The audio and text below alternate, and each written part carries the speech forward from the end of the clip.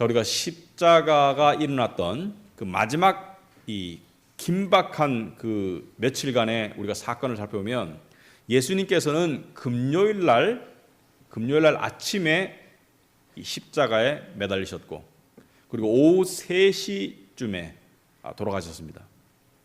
그리고 십자가에서 금요일 돌아가시고 난 다음에 그 다음에 무덤에 장사 지는 바 되셨고, 그 다음에 3일 만에, 그러니까 금, 토, 일 주일날 아침에 부활하셨죠.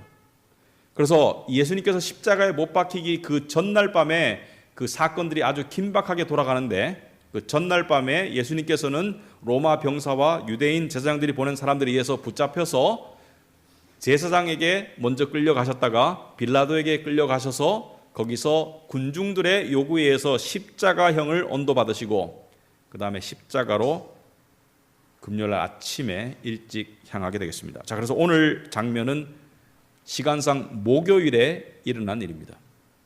목요일 밤에 잡히시고 금요일 날 십자가에 달리셨으니까 목요일 날 일어난 일인데, 오늘 본문은 세 군데 장소가 나옵니다. 첫째는 예루살렘 안에 있는 누군가의 집에 다락방에서 마지막 만찬을 12제자들과 하는 그 장면이고, 그 다음에 그들이 유월절 만찬을 예수님과 하고 난 다음에 그 다음에 그들과 함께 감람산으로 노래하면서, 여기서 말하는 노래는 시편의 노래입니다. 할렐루야라고 부르는 6월절에 부르던 노래입니다. 노래를 부르면서 감람산은 예루살렘에 있는 이 산맥입니다.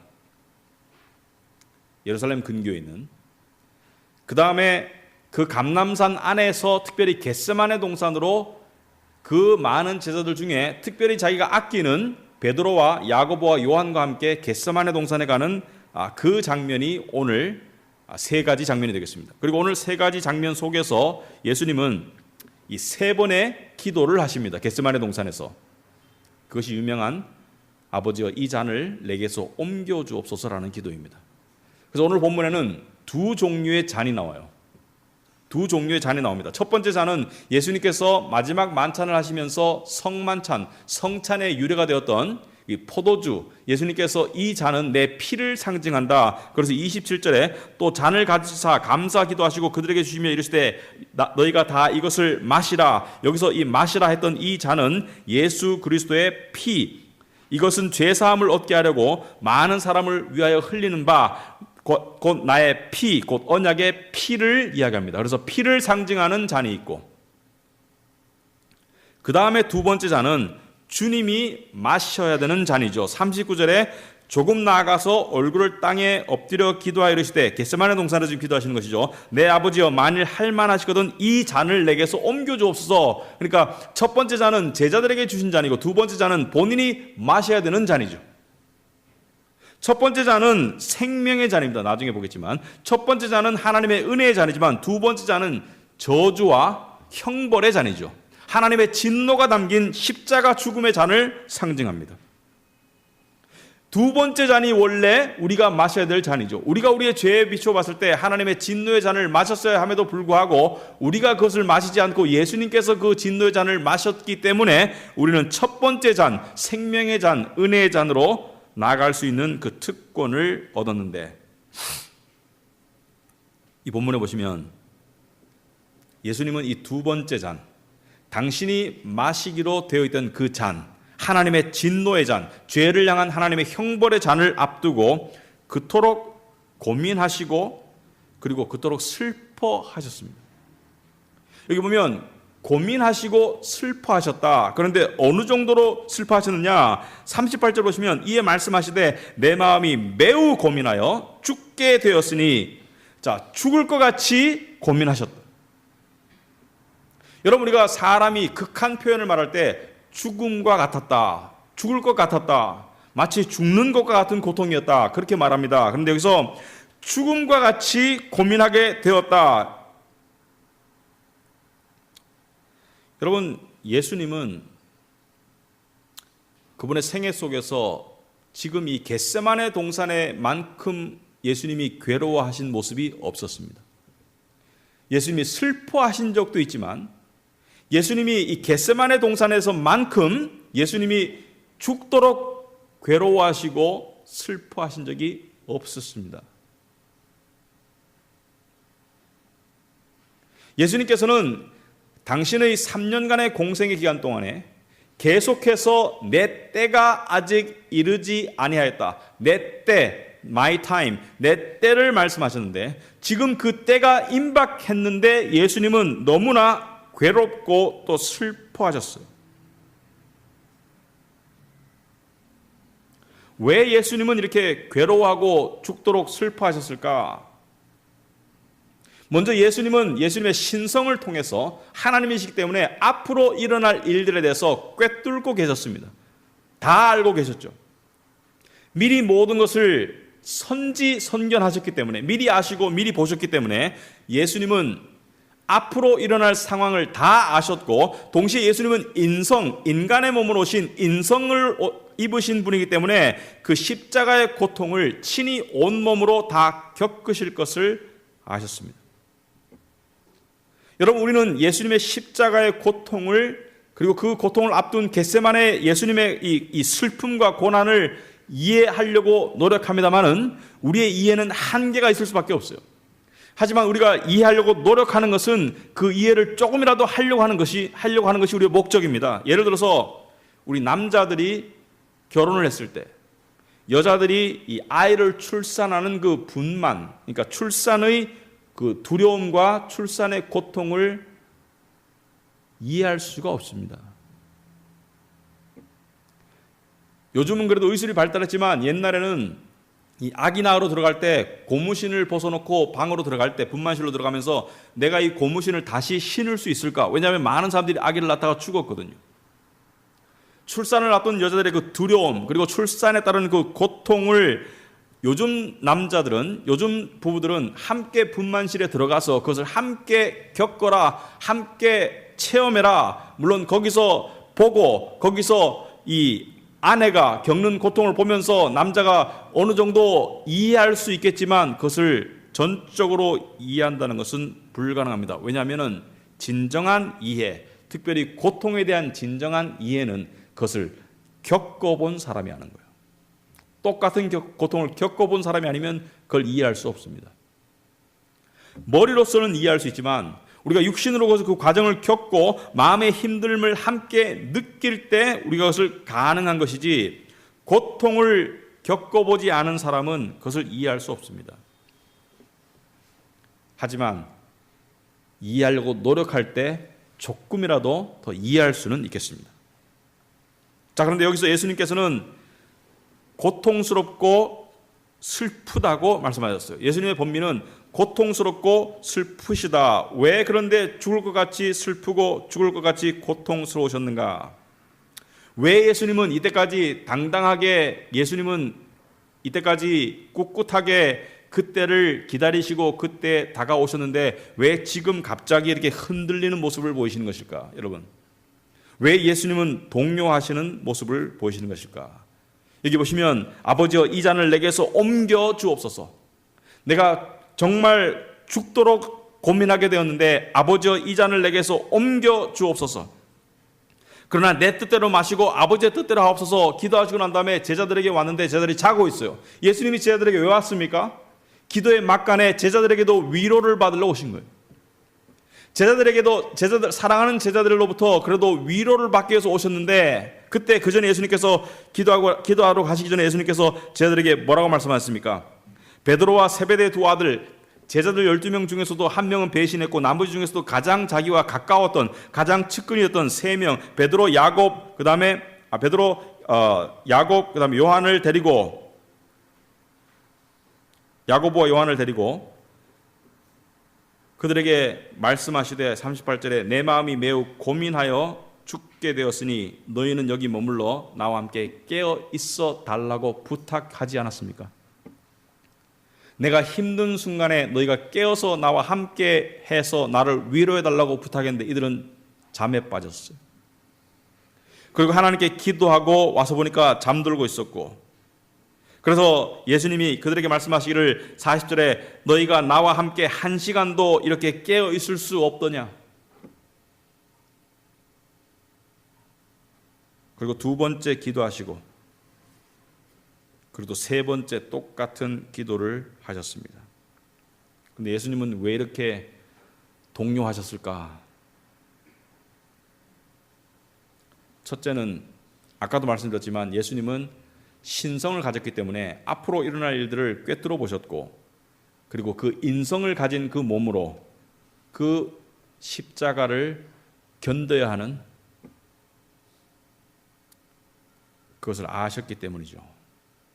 여러분, 예수님이 인성을 입고 인간의 몸으로 오셨다는 것은 고통을 느낄 수 있는 인간의 몸을 말합니다. 마취 상태로 십자가에 가신 것이 아니에요. 예수님은 신경이 완전히 살아있는 그 30살 전후의 청년의 몸으로 십자가에 들어가셨고, 그 다음에 여러분 생각해 보시면 손과 발을 뚫고 들어오는 그 못, 우리는 못이라고 말하지만 철근과 같은 것입니다. 왜? 사람의 무게를 지탱하기 위해서는 못으로는 안 되겠죠. 이 철근의 끝과 같은 그것이 살을 찢고 뼈를 쪼개면서 들어오는 그 고통을 다 아신 거예요. 여러분, 십자가를 생각하시면 우리는 이 못이 손과 발에 이 박히는 것을 우리가 상상하게 됩니다. 여러분, 그 철근 끝과 같은 그 둥그런 굴다란 그 못이 손과 발을 뚫고 들어올 때 그것은 살을 찢게 되고 뼈를 쪼개게 되어 있습니다. 신경을 끊어놓게 되어 있어요. 우리는 주사를 한 방 맞아도, 그 작은 바늘 주사를 맞아도 어떤 때는 아프다고 그럽니다. 하지만 마취가 안 된 몸으로 아무런 어떤 이 고통을 완화시킬 수 있는 그런 장치가 없는 상태에서 그 못이, 그 굴다란 못이 손과 발을 꿰뚫고 들어올 때 그때의 고통은 상상을 초월할 것입니다. 모든 신경이 그 극심한 고통을 1, 2분도 아니고 장장 6시간을 견뎌야만 했다. 예수님은 그걸 아셨어요. 어느 누가 그걸 앞두고 고민하지 않겠습니까?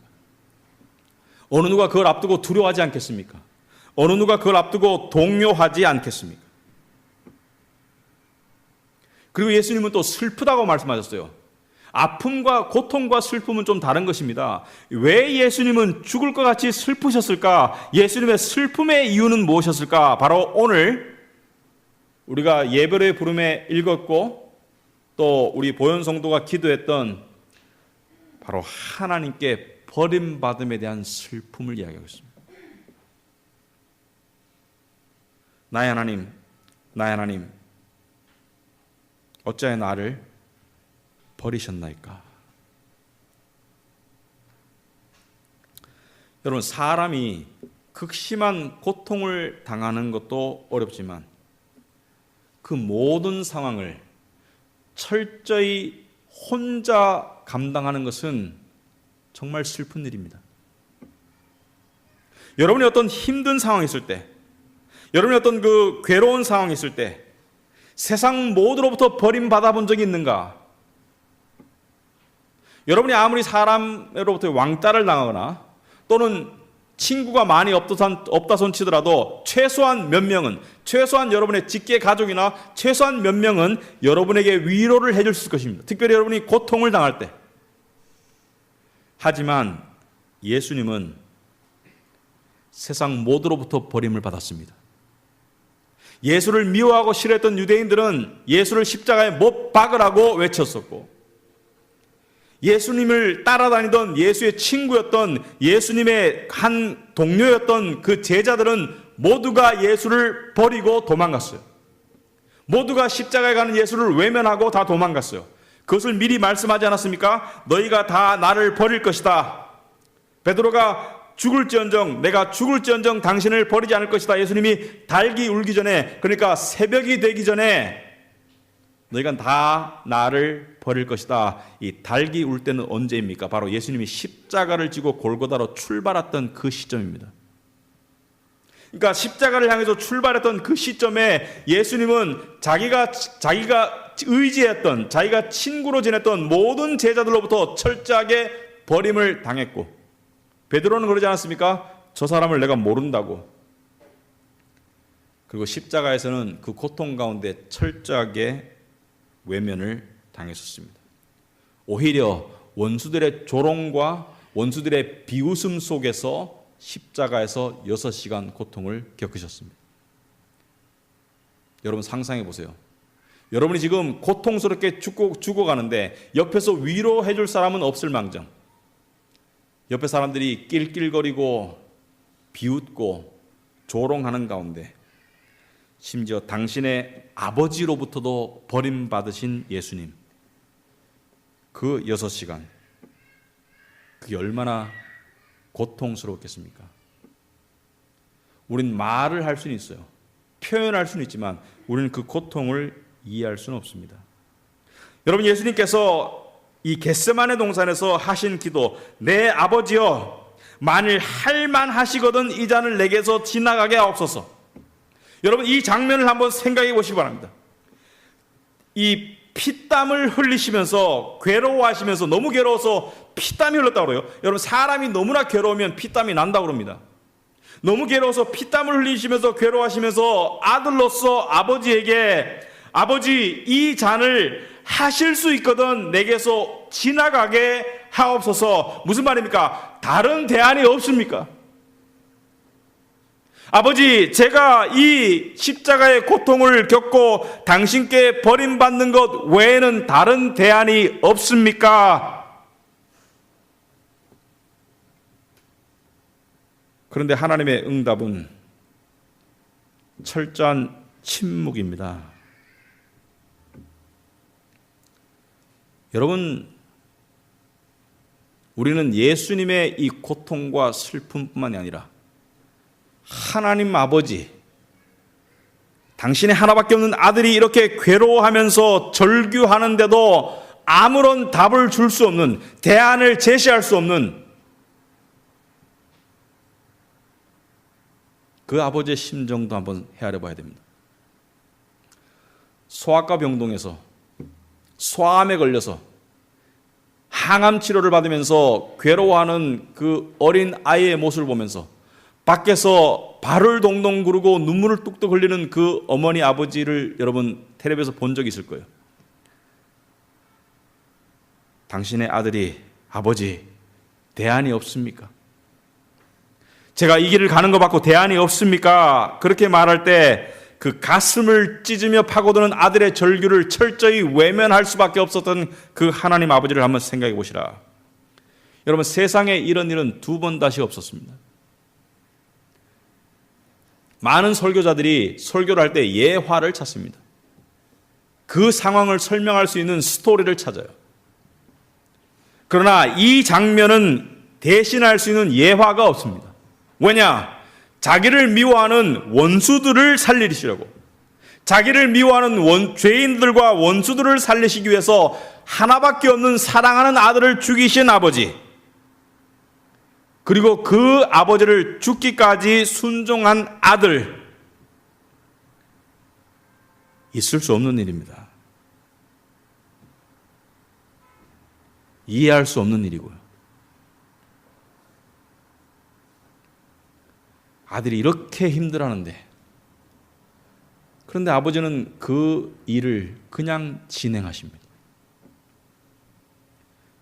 아들의 손과 발에 못이 들어가도록, 십자가에서 6시간 버둥거리시면서 피를 쏟도록, 그리고 모두에게 조롱당하도록, 심지어 당신에게 버림받도록 그 일을 그대로 진행하신 하나님 아버지. 아들도 죽도록 힘들었지만 아버지인들 힘들지 않으셨을까? 여러분, 우리는 이 겟세마네 이 장면을 이해하지 못하면 우리가 그토록 좋아하는 요한복음 3장 16절을 제대로 이해할 수 없습니다. 요한복음 3장 16절에 하나님이 세상을 이처럼 사랑하사 독생자를 주셨으니, 우리가 이 말을 들을 때 하나님이 나를 사랑하는구나. 그런데 하나님이 어떻게 우리를 사랑하시는 것인지, 하나님의 사랑의 정도가 어떤 것인지, 그것을 제대로 깨우치려면 겟세마네를 알아야 돼요. 겟세마네를 깨닫고 난 다음에 하나님이 세상을 이처럼 사랑하셨다는 것을 우리가 알 수 있는 거예요. 하나님이 세상을 이처럼 사랑하사 독생자를 주셨으니 독생자를 주신 그 하나님의 사랑은 겟세마네에서 아들을 철저하게 외면하셨고 십자가에서 죽어가는 아들을 향한 아무런 조치를 하지 않으신 그 아버지의 심정. 예수님이 십자가에 매달려 죽으셨을 때 그 십자가에 매달리는 동안에 약 3시간 동안 하늘이 깜깜했습니다. 예수님이 마지막으로 나의 하나님 어찌하여 나를 버리셨나이까? 그리고 마지막으로 숨을 거두셨을 때 바위가 터졌다고 그래요. 자연현상은 하나님의 심정을 나타낼 때가 많습니다. 하나님은 자연을 통해서 당신의 임재와 당신의 심정을 나타내시는데 하늘이 깜깜했다는 것은 그 아들의 버둥거리시는 모습을 볼 수 없던 아버지가 눈을 감으신 거예요. 바위가 터졌다는 것은 그 아버지의 심정이 터졌다는 것입니다. 우리는 겟세마네를 이해하지 않고 요한복음 3장 16절을 이해할 수 없습니다. 그래서 사랑은 오래 참고, 여러분 그 하나님의 인내, 하나님의 오래 참으심, 십자가를 바라보시면서 하나님께서 아무것도 하지 않고 모든 것을 하실 수 있는 하나님이, 모든 것을 하실 수 있는 하나님이 아무것도 하지 않고 오래 참으신 그것을 사랑이라는 겁니다. 사랑. 하나님이 세상을 이처럼 사랑하셨다. 그 죄를 향한 하나님의 진노의 잔, 우리가 마셔야 되는 그 잔을 아들이 대신 마신 것을 통해서 우리에게 무슨 잔이 주어졌습니까? 바로 예수님께서 성만찬 때 이 잔은 너희의 죄를 사하기 위한 나의 언약의 잔, 생명의 잔, 은혜의 잔이 우리에게 주어진 것입니다. 아들과 아버지의 마음이 합해서 함께 짜낸 예수 그리스도의 피가 우리에게 생명을 주는 것이죠. 십자가는 하나님께서 당신의 아들을 진노의 벌로 짓누르셔서 그 몸에서 피를 짜내신 것이 십자가입니다. 여러분, 우리가 한약 따르는 거 아시죠? 한약. 요즘은 한약을 그냥 페트 비닐에 포장해 주지만은 옛날에 한약 그렇게 안 만들었습니다. 한약을 수시간 달였어요. 좋은 약재를 넣어서 수시간 달여가지고 그것을 이 천에 싸가지고 그것을 이 나무젓가락, 쇠젓가락 같은 걸로 나무로 이렇게 묶어가지고 양쪽을 눌러서 짓눌러서 약을 짜가지고 그 약으로 정성스럽게 약을 짜서 병을 치료하려고 환자에게 먹였죠. 저는 십자가가 그런 곳이라고 생각합니다. 하나님과 예수님이 함께 예수님의 몸을 짜셔서 우리에게 생명의 피를 주셨다. 당신이 진노의 잔을 마시고 우리가 은혜의 잔을 마실 수 있도록 길을 열어주셨다. 이게 복음입니다. 여러분은 어떤 고난과 고통을 겪어봤습니까?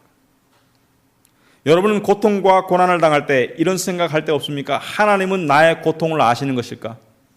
하나님은 나의 슬픔을 아시는 것일까? 하나님은 나의 외로움을 아시는 것일까? 하나님은 나를 이해하실까? 하나님은 내가 지금 얼마나 힘든지 아실까? 그런 생각할 때 있습니까? 없습니까? 내가 이렇게 힘들어하는 줄 하나님은 아시고 있을까? 하나님은 외면하시는 것이 아닐까?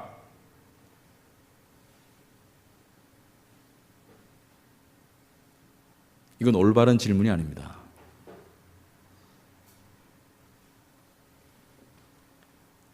우리는 겟세마네 동산에서 예수님의 고통을 이해합니까? 우리는 겟세마네 동산에서 예수님의 슬픔을 이해합니까? 우리는 십자가에서 아들이 죽어가면서 나의 하나님 어찌하여 나를 버리셨나이까? 그때 절규할 때 아무것도 하지 않으셨던 하나님 아버지의 고통을 이해합니까? 누가 누구의 고통을 이해하지 못하고 누가 누구의 고통을 이해한다는 말입니까? 고통은 더 큰 고통을 겪은 사람이 더 작은 고통을 겪은 사람을 이해할 수 있는 것입니다. 작은 고통을 겪은 사람은 큰 고통을 겪은 사람의 심정을 다 이해하지 못합니다. 하지만 큰 고통을 겪은 사람은 작은 고통을 겪은 사람의 고통을 충분히 이해합니다. 그래서 히브리서 4장 15절에 우리에게 있는 대제사장은 우리의 연약함을 동정하지 못하실 이가 아니요 모든 일에 우리와 똑같이 시험을 받으시니로되 죄는 없으시니라. 우리의 연약함을 동정하지 이해하지 못하실 이가 아니라 그랬습니다. 우리의 모든 고통과 모든 고난과 모든 슬픔을 주님은 충분히 이해하시고도 남습니다. 왜? 우리보다 훨씬 더 큰 고통과 고난과 슬픔을 겪어보셨기 때문에. 주님은 우리를 향해서 이렇게 말합니다. 나는 너의 고통과 고난을 충분히 이해한다. 그런데 때때로 왜 하나님께서 우리를 향해서 침묵하실까요? 우리가 힘들다고 슬프다고 외롭다고 절규할 때 왜 하나님께서는 때때로 침묵하실까요? 당신의 하나밖에 없는 아들을 향해서 침묵하셨던 하나님을 생각해 보시기 바랍니다. 아들이 미워서 침묵했습니까? 아들의 절규가 가슴에 파고들지 않아서 침묵하셨습니까? 아들이 안쓰럽고 불쌍하지 않아서 침묵하셨습니까? 아니죠. 왜 침묵하셨습니까? 바로 그 길이 영광의 길이기 때문에 침묵하신 거예요. 십자가는 낮아짐의 길이지만, 십자가는 부서짐의 길이지만, 십자가는 아픔의 길이지만, 주님은 십자가를 통해서 영광의 자리로 올라가셨습니다. 바로 부활의 자리, 하나님 우편에 앉으시는 자리로 올라가셨죠. 하나님은 결코 짧게 보시는 분이 아닙니다.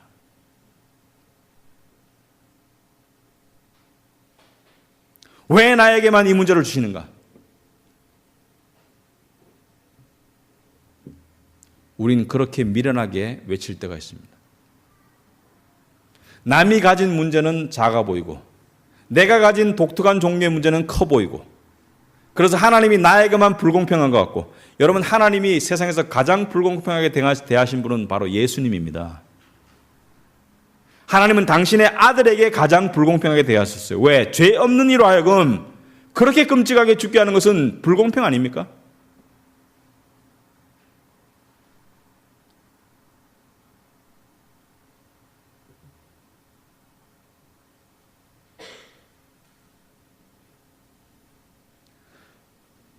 하나님의 침묵과 불공평하게 보이는 하나님의 하시는 일 모든 것 가운데 그분의 뜻이 있을 줄 압니다.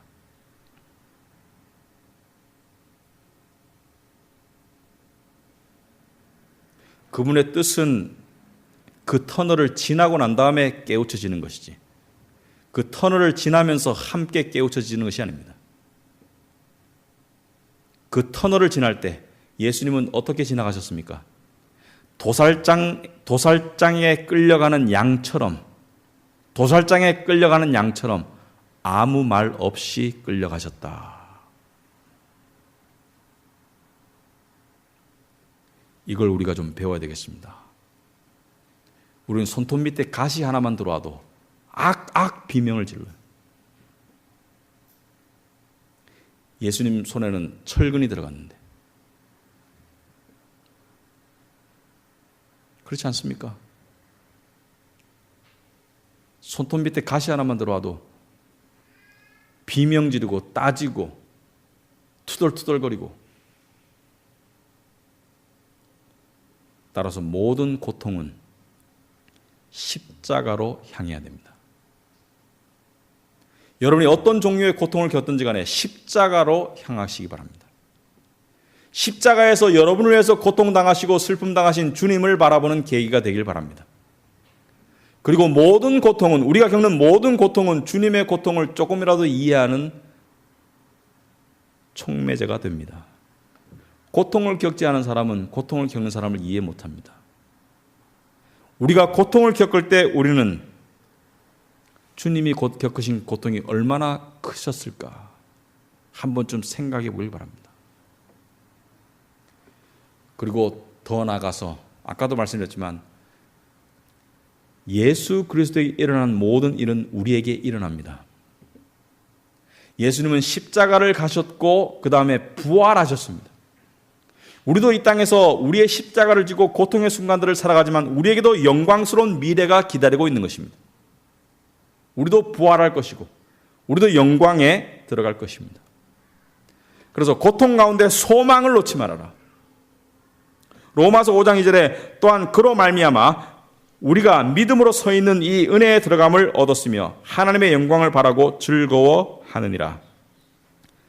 다만 이뿐 아니라 우리가 환난 중에도 즐거워하나니 이는 환난은 인내를 낳고 인내는 연단은 소망을 이루는 줄 알미니라. 여기서 환난은 고통을 말하고 환난은 인내를 낳습니다. 그래서 인내한다는 것은 무엇이죠? 인내는 이것입니다. 비명 안 지르기예요. 아플 때 비명 안 지르기입니다. 이게 인내입니다. 그러면 그 인내는 연단을 낳는다. 연단이라는 것은 성품을 말합니다. 주님을 닮아가는 성품.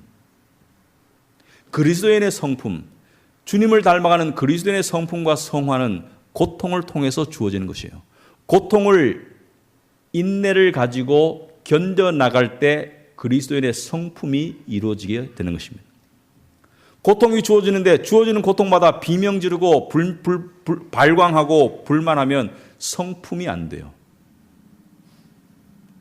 그러나 주어지는 고통 속에서 십자가를 바라보고 하나님의 뜻을 믿고 주님을 의지하는 가운데 그것을 인내하면 성품이 형성되고 그 성품은 우리에게 소망을 가져다 줍니다. 그리스도인으로서 성품을 만들어갈 때 우리에게 진정한 소망이 담길 수 있는 그릇이 되고 그 소망은 여러분이 상상할 수 없는 힘이 되는 것입니다. 모든 상황 속에서 부활의 영광을 바라보는 그 소망, 안 가져본 사람은 모릅니다.